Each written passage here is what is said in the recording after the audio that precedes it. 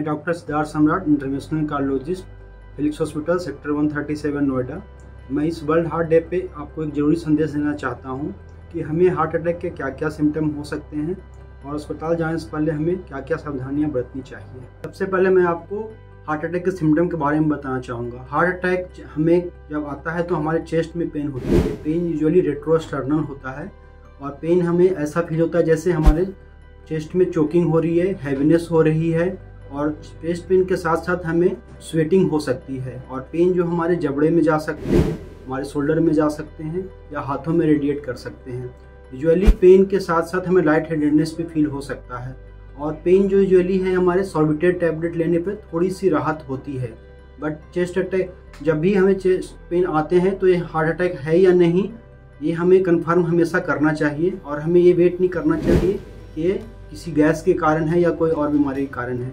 अगर हमारी एज 40+ है, साथ में डायबिटीज़ की हिस्ट्री है या फैमिली हिस्ट्री हार्ट अटैक की है या हमें हिस्ट्री है स्मोकिंग का या अल्कोहल लेने का या टोबैको लेने का, तो ये मोस्ट लाइकली ऐसा पेन अगर हो रहा है जो कि 1 मिनट से ज़्यादा परसिस्ट कर रहा है और सॉर्बिट लेने पे थोड़ी राहत मिल रही है, तो मोस्ट लाइकली ये पेन हमारे हार्ट अटैक के कारण ही है और हमें सबसे पहले नज़दीकी हॉस्पिटल जाना चाहिए और एक ECG जरूर करानी चाहिए। Thank you. और अब मैं आपको हार्ट अटैक के आने के बाद हमें हॉस्पिटल जाने से पहले क्या क्या सावधानियां बरतनी चाहिए उसके बारे में बताना चाहूँगा।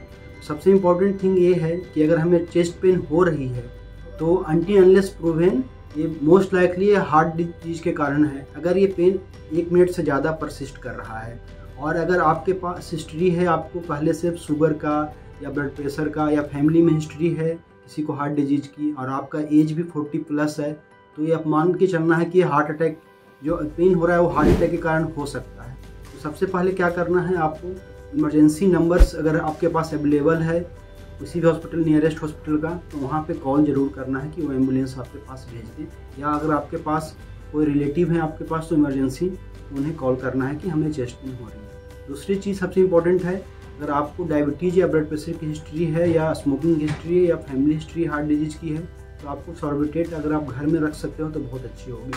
या फिर अगर आपके पास नियर बाई केमिस्ट शॉप है तो वहाँ सॉर्बिटेट टैबलेट एक लेकर आप जीभ के नीचे रख सकते हैं, इससे आपको थोड़ी राहत मिल जाएगी।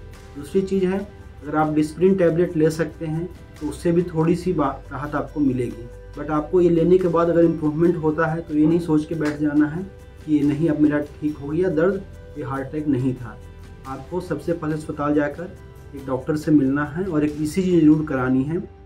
ECG के बेसिस पे डॉक्टर डिसीजन लेगा कि आगे क्या करनी है। अगर चेस्ट पेन अगर आपका नेचर बिल्कुल ही हार्ट अटैक वाला है तो फर्दर हम लोग ट्रॉप आई या ट्रॉप टी टेस्ट करते हैं, तो वो अस्पताल जाकर कराना है।